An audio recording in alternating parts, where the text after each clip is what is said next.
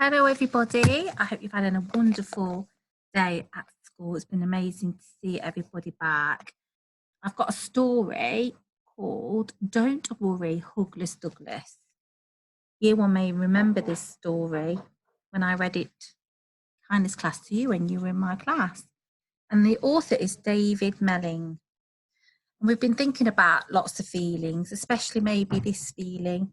Maybe some of you felt a little bit worried this morning about coming back to school. It's been a long time for some of you. Hopefully now that feeling has gone away and we've helped you settle in and that you have had an amazing time with your friends and your teachers.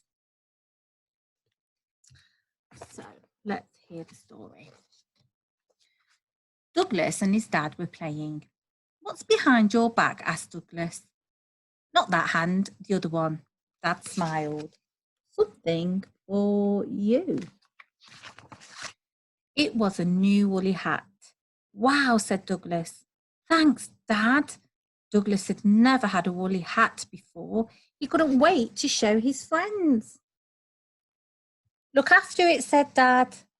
But Douglas was already off. "Look at me," shouted Douglas. "Snazzy hat, Douglas," bawled the sheep. "I can even do cartwheels in it," he whooped. And he did, again and again. So there he is. But have you noticed something's happening to the hat? Until something didn't feel quite right. Douglas gasped. His new woolly hat had turned into one long string of spaghetti. Look, it's all tangled in the trees, and there's not much of his hat left. "That's not supposed to happen," he gulped. "Don't worry, Douglas," said the sheep. "We'll fix it." They wound it into a ball and squished it back into shape. Bless them, they're really trying. "Any good?" they asked. "No," said Douglas. "Cow is a good thinker," said the sheep. "She'll know what to do." Cow thought she had a very good idea. "Oh, pretty," she said. "No," said Douglas. Everyone's trying to help fix the hat. He's feeling a little bit worried. "Don't worry, Douglas," chirped a swoopy bird. "I can use this for my nest." No, you can't," yelped Douglas. "That's my new woolly hat." "Doesn't look like a woolly hat," said the swoopy bird. "Anyway," he puffed, "it doesn't fit," and he dropped it out of a tree. Well, it wasn't really his to take, was it? Just then it began to rain. Douglas was really worried now. "What's my dad going to say?" he mumbled. And that's who he's worried about, because Dad gave him it as a present. And he did say, "Look after it." Rabbit popped up. "Oh, thanks, Douglas. Just what I need to plug my hole in the burrow." "That's my new woolly hat," cried Douglas. "My dad gave it to me." "He doesn't want to take it. It's not for him."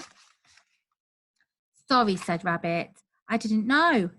"Come here," she said, and wiped his nose. "What am I going to do?" sniffed Douglas. So he's got so worried, he's even getting really upset. Rabbit looked thoughtful. Why don't you just tell your dad what happened? He's nice, your dad, and he'll understand." Maybe Rabbit was right. Douglas picked up his wet spaghetti hat and trudged back home. So he's going to feel a little bit worried about talking to Dad, but honesty is the best thing. "Oh," Douglas sighed his mum, "look at you." "Where's your new hat?" asked his dad. Douglas told them everything. "Don't worry, Douglas," said Dad. "I've got something for you." Guess which hand? Douglas wasn't sure. "Here's my hat," laughed Dad, "and you'll soon grow into it." So he was much more understanding, wasn't he, than he actually thought. And it's always best to talk about those feelings or what's happened. And hear all the sheep in the back with lots of different kinds of hats, and even the rabbits as well. It's a lovely story.